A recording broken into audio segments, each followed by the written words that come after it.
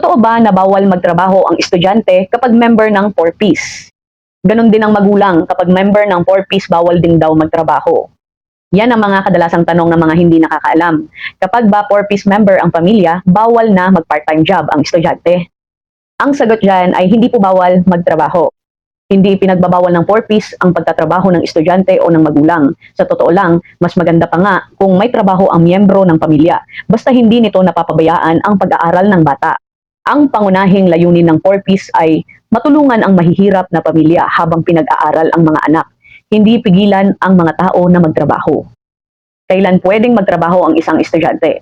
Pwede kang mag-part-time job kung nag-aaral ka pa rin, hindi ka laging absent sa school, hindi napapabayaan ng pag-aaral, nakakapasa ka sa attendance requirements.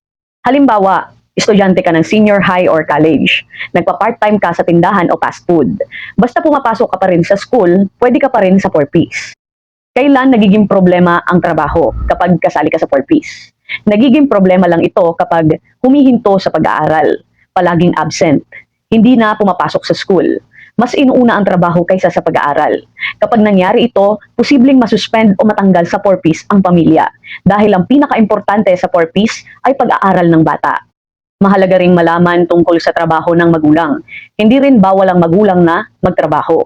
Sa katunayan, maraming 4Ps member ang may trabaho tulad ng construction worker, kasambahay, vendor, driver, factory worker. Nakakasali pa rin sila dahil mababa pa rin ang kita. Hindi sapat ang income para sa pangangailangan. Marami ang anak. Mahirap pa rin ang kalagayan ng pamilya. May mga kumakalat na balita na bawal daw magtrabaho ang mga estudyante kapag kasali sa 4Ps. Hindi po ito totoo. Pwede pong mag-part-time job ang estudyante basta hindi pinapabayaan ng pag-aaral. Ang mahalaga ay patuloy pa rin silang pumapasok sa school at hindi humihinto sa pag-aaral. Tandaan mo po natin na ang 4Ps ay para sa tulong sa pamilya.